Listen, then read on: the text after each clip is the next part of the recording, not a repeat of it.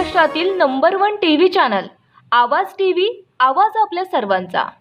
मुंबई आग्रा महामार्गावर धुळे शहराजवळील लळिंग घाट परिसरात आज पहाटेच्या सुमारास एक भीषण आणि तितकाच विचित्र तिहेरी अपघात घडला।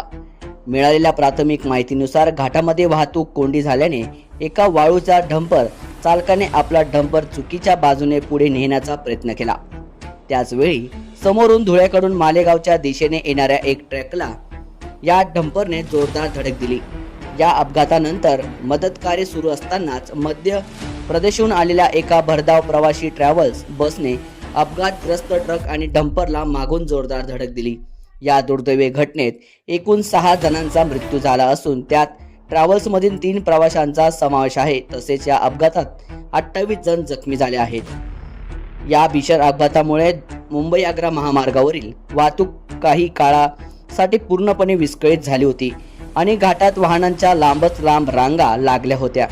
घटनेची माहिती मिळताच पोलीस आणि आपत्कालीन सेवा पथक तातडीने घटनास्थळी दाखल झाले आणि त्यांनी बचाव कार्य सुरू केले आहे।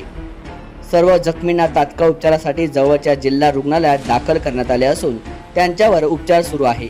या प्रकरणी पोलीस अधिक तपास करत असून अपघाताच्या नेमक्या कारणाचा शोध घेतला जात आहे।